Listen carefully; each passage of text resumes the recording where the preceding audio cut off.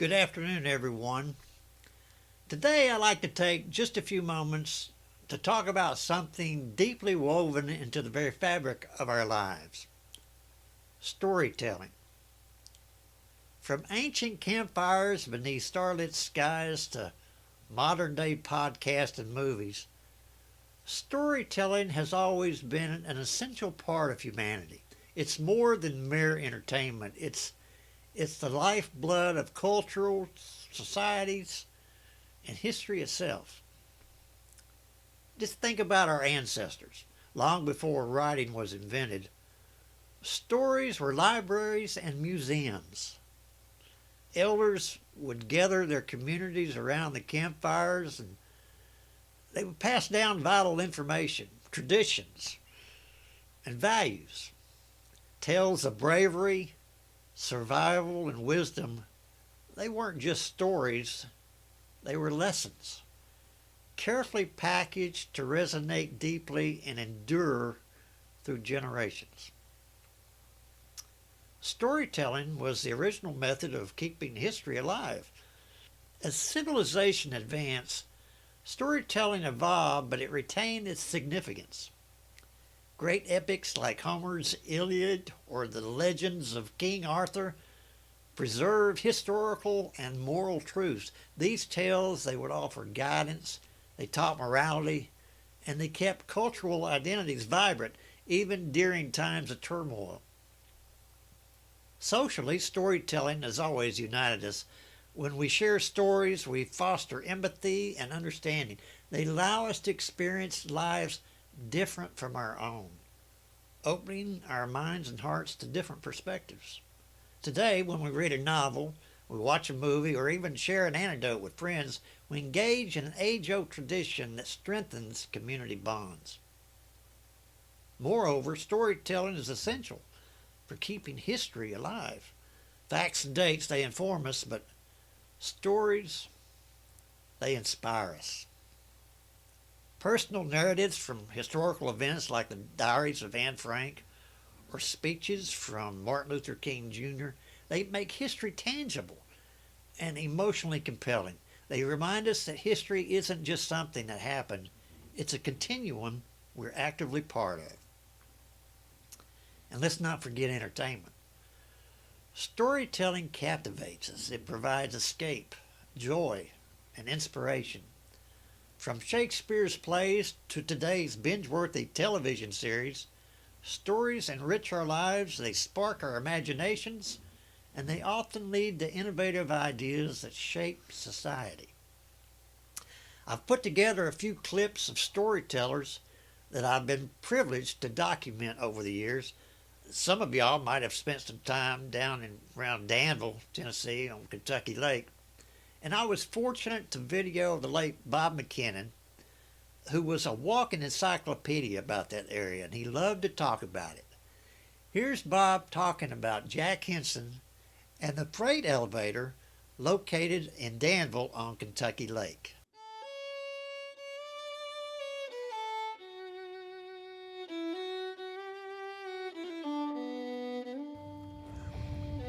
Look toward the bluff over there. That's Graffin Reed Bluff. Now let me give you a little background on Jack Henson. Well, Jack Henson was a prominent, wealthy landowner and farmer in what they called Bubbling Springs area near Dover. When the war started, he was, I'd say, independent. He was non-committal. He wasn't committed to the South or North. He was against secession. Well, back during the time, the Civil War, after Fort Donelson fell, well, the guerrillas and bushwhackers were real active in this area. So the patrols would come out of Fort Donelson, and a lot of them were attacked by these bushwhackers, and many of them were killed. Well, Jack Henson had several sons. Well, two of his youngest sons, one 21 and one 17, were hunting one fall morning in the fall. I guess they were deer hunting, turkey hunting, and maybe squirrel hunting. But then this Union patrol out of Fort Donelson came upon them, And being they were there and had rifles, they accused him of being bushwhackers or guerrillas.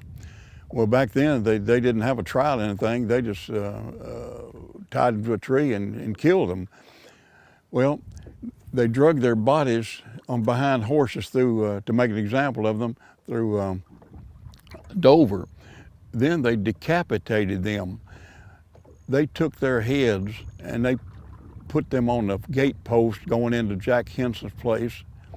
Well, that was it. Jack Henson then became bitter, of course, and rightfully so. And he swore to avenge his son's death, brutal murders.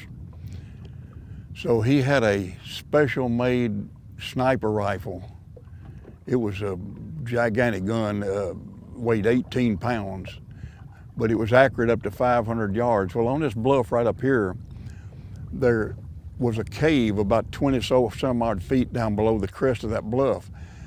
And this is where he set up and hid in that cave. Well, right about where we are in here now is where the river channel ran. It was squeezed down because of an island called Towhead Island. Well, there was a chute that went but close to the riverbank over here. It was called Towhead Chute. Now, as these boats would come up the river and hit this chute where it was squeezed down, they could only travel just very slowly. And so he could pick his targets without any problem. Well, he would sit there, and as these boats would come by, he usually picked the officers. So after the war, he was a hunted man. They had rewards out there, had many men out looking for him, but they never found him. Nobody ever reported him. Well, through the war, he like I say, killed an estimated 100 with his sniper rifle. And he, after the war, they had burned his home and destroyed everything that he had in Bubbling Springs. So he and his family, what was left of them, moved to Magnolia, which is up White Oak Creek. And 1874 is when he passed away. But when he started his, to get revenge for the death of his sons, he was 57 years old. And back then, you know, that was kind of an old man. So he survived the war, but they never, and he was hunted the rest of his life, but nobody ever turned him in. What you are now looking at is the remains of an old freight elevator that was built by the L&N Railroad Company right on the edge of the riverbank. Freight was loaded from railroad cars, which the railroad track ran alongside of it here, and it was offloaded onto barges or river boats, steamboats or whatever. And I guess it was constructed in 1918 at a cost of $75,000. Now, 4 stores of it, when the lake is all the way up to Summer Pool, there's 4 stores of this are under the surface of the water. It was built right on the bank of the Tennessee River.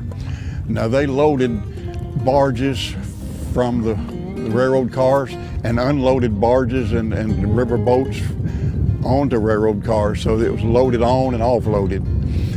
Most of the things that were handled there were agricultural products. They handled also barrel staves that were produced here because of the abundance of white oak, which is a preferred material to make the staves. And they handled peanuts, cotton, and also, like I say, they shipped out a lot of corn, liquefied corn. But that stood there all these years. It was not destroyed or taken down because it would cost too much money to destroy it. But it's been hit several times with barges, but it's still standing. It was, of course, it was no longer in use after TVA acquired all this land for the reservoir. But off of the front of that, the water there is probably somewhere in the neighborhood of 55 feet, maybe 60 feet deep. A lot of people call it a grain elevator, but it wasn't. They handled agricultural products and also other material too. Now, where we're sitting now, there was a coal chute where coal was unloaded from railroad cars from the railroad track over here onto this coal chute, and it was loaded onto the river boats and also onto barges from the L&N Railroad. So it was a a lot of things going on in Danville back years ago, and it provided a lot of employment for people. But it's a good spot for catfishing, and a lot of people have enjoyed it. And as you can tell, there's a lot of graffiti that is spray cans have been used on it. So that's past history, and it will be there for many, many years to come. So that's about the story of the old freight elevator. I have for you is Carolyn Farrell and Rosalind Carita. They were over at Greenwood Cemetery, and they were talking about the Confederate memorial that's over there. Here's some interesting facts that you might not have heard about that memorial. You tell us, I mean, this absolutely dominates the entrance, and as you pointed out, the Johnsons bought this plot early on, and it was one of the prime. Yes. And I guess because it was located by the Confederate memorial. Well, the memorial actually came later. Okay. There was actually a discussion on where to place it. One thought was, and it was very heavily argued, was that it would go in the yard of the courthouse. Ah. And for whatever reason, it was chosen to be here. Now, the person who had the final say over the design was Charles Tyler, because he was a financial officer. Okay. So he's watching after this. But this monument is actually made from actual photographs of people who lived in Clarksville who fought in the Civil War. We've got Clay Stacker over here. On the left? Yes, who as a cadet fought in the Battle of New Market, and he has his name engraved on a monument at VMI in Lexington, Virginia. I just saw that and photographed that this summer. So Clay Stacker is a part of Clarksville history forever. He was pictured as the cavalryman. The artilleryman was Charles Bailey, and up at the top is Robert Bringhurst. And Robert Bringhurst is being honored at the top for the reason that he was one of the three that did not survive the Civil War. Oh. He died at the Battle of Franklin. He actually had a furlough in his pocket. And this is a sad story. Such a sad story. He had a furlough to actually come home. He'd already been wounded at the Battle of Atlanta. He could come home and bypass the whole battle, but he went to the field on crutches, and he told General Quarles that I'm there to support my boys.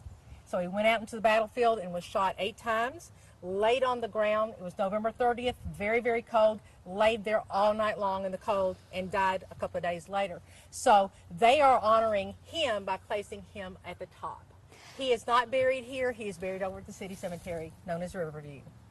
And you know, I think that seeing a Confederate memorial, we all know, is a very common monument in many towns in the South. Right. This one is very large. Yes. And uniquely that it has real Clarksvillians. Right.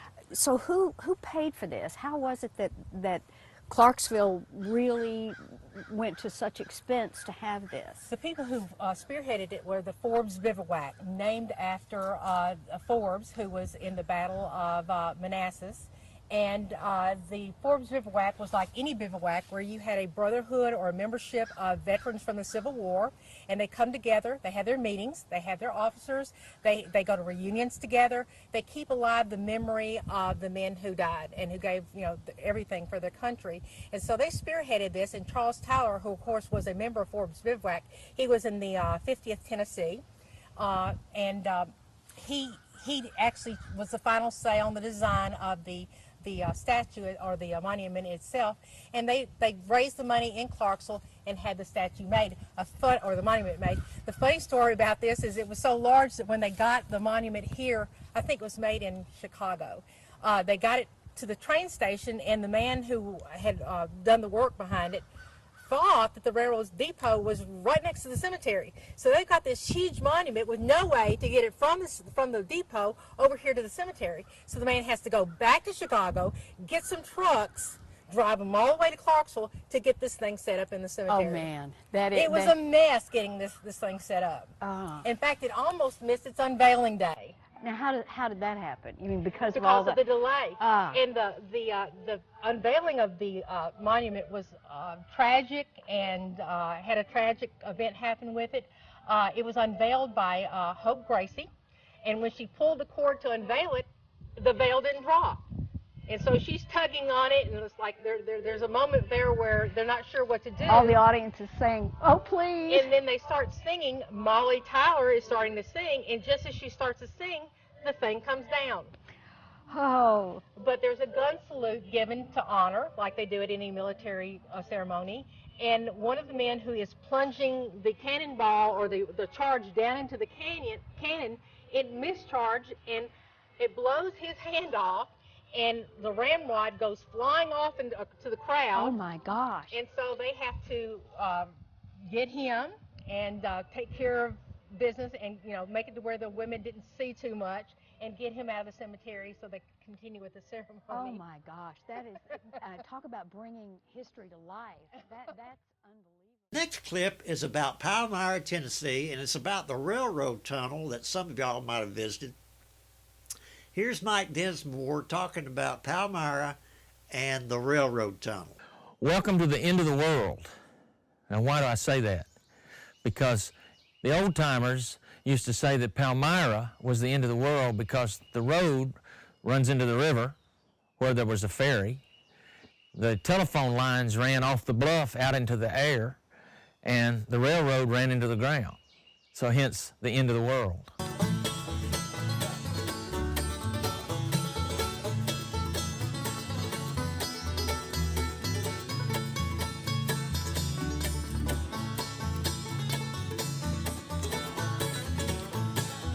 Hi, I'm Mike Dinsmore.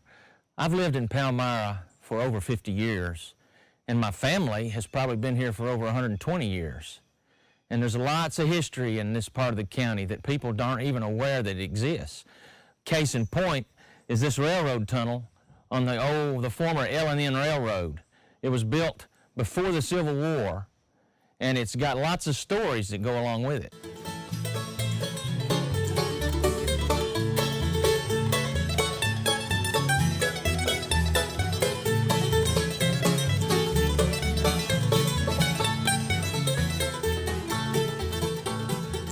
You've all heard of the 100-year floodplain? Well, here's a good example of why we all have to pay more for flood insurance. In 1937, we would be standing in about 8 feet of water right here. This right here used to be a federal high water mark. It had the date 1937, and it had an exact line on it of how high the water was through here at its highest point. And since the railroad has changed hands, somebody chiseled the actual mark out of the rock, probably for a souvenir. But it stood there for over 65 years before it was finally taken out. And I always used to love to show that to friends.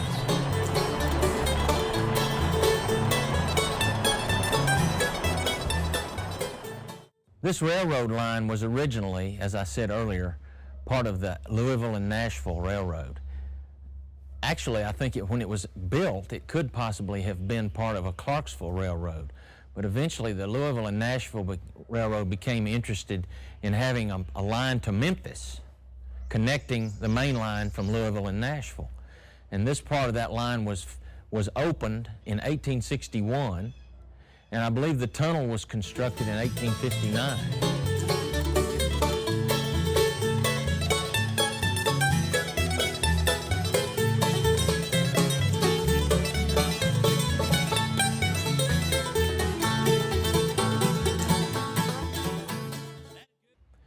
Of course, in the early 1860s, the transition was taking place between formerly virtually all transportation was by river.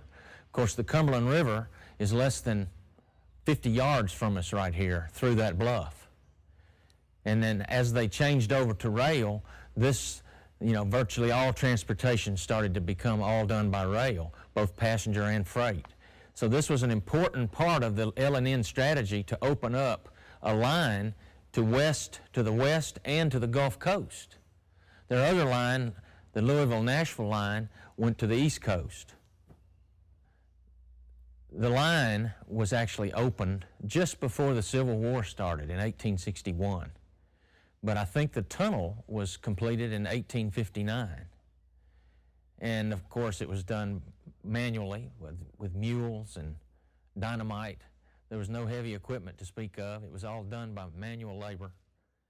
and could well have been done by slave labor at the time. In 1999, the oldest newspaper in Tennessee, the Leaf Chronicle, was heavily damaged by an F3 tornado.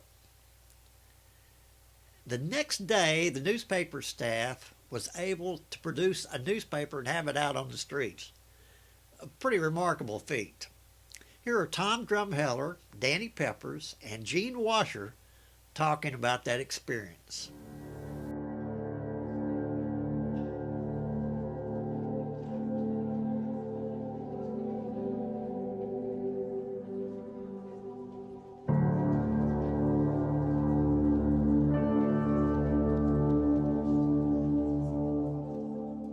I'm in bed. She said, tornado hit. I said, so? She goes, it's downtown. I went, I gotta go. And we headed out. I was laying in bed, and it was so early in the morning, I'll never forget it. My wife at the time, Jessica's mom, came in there and said, Danny, you need to get up. There's a tornado warning out for Clarksville. And it was so early in the morning, I said, just wake me up when it's time to go to work. She come back about 30 minutes later and said, Danny, a tornado hit downtown Clarksville. You need to get up. I said, just wake me up when it's time for me to go to work. Well, she come right back and said, you're not going to work. A tornado hit the Leaf Chronicle.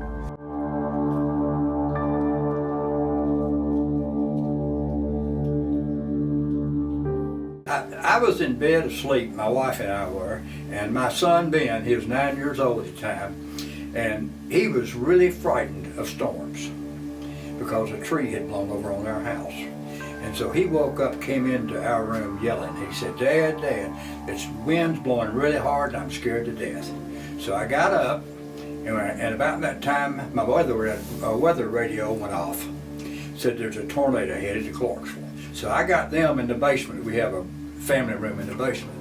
And I went out on the front porch. And I was looking at downtown. And I could hear the roar. And all of a sudden, all the lights went out, that were on the horizon. And I stood there and watched it. And I'd go downstairs every now and then and look at TV. And I could see the red thing coming toward downtown Clarksville. Then I went back up on the porch and I watched it. And I heard it come down Wilma Rudolph Boulevard. It just sounded like a freight train coming down. We parked at the post office downtown, which at that time was the main post office. And 3rd Street looked like holy. And so we walked down there and I went in the building and there was water dripping everywhere. And I said, damn. So then the production director, my boss shows up. He says, Who was that? Duke Friedel. And he said, have you seen anything? Have you been upstairs yet? I said, no. And his brother was with him because he lived in town. There's like water kind of going over the treads. Went up in a used to be called the mail room, now is the distribution department. So, and it was, the water was about, if you had work boots on, about work boots sole thick in my department that I managed. And there was, you could hear just dripping water. And it was dark. Of course it was. Of course I had a light. Duke had a light. And his brother was holding on to Duke's shirt tail. No, I don't know about that. And we went past, down the hallway, went past the main break room, and opened the door towards where the newsroom and camera room was at. Yeah. I swear you had to push on the door. It was that much water in there. Because the front of the building was blown out. So I said, well, Duke, don't worry about that. Go to Lowe's, buy all the tarps they got, and get the maintenance people down there and just put them all over the top of the building. And to stop that until we can get a roofer. He said, you don't understand, Gene. He said, it blew the walls down. I said, wall? What are you talking about? He said, a tornado blew the walls down. The courthouse is not there anymore. Said, it's terrible. Said, everything is destroyed. In conclusion, storytelling is a powerful, vital tradition. It teaches us who we are. It connects us socially, keeps history vivid and accessible, and of course, entertains us. So let's continue to share and cherish our stories. They are, after all, the threads that weave the tapestry of humanity. Thank you very much.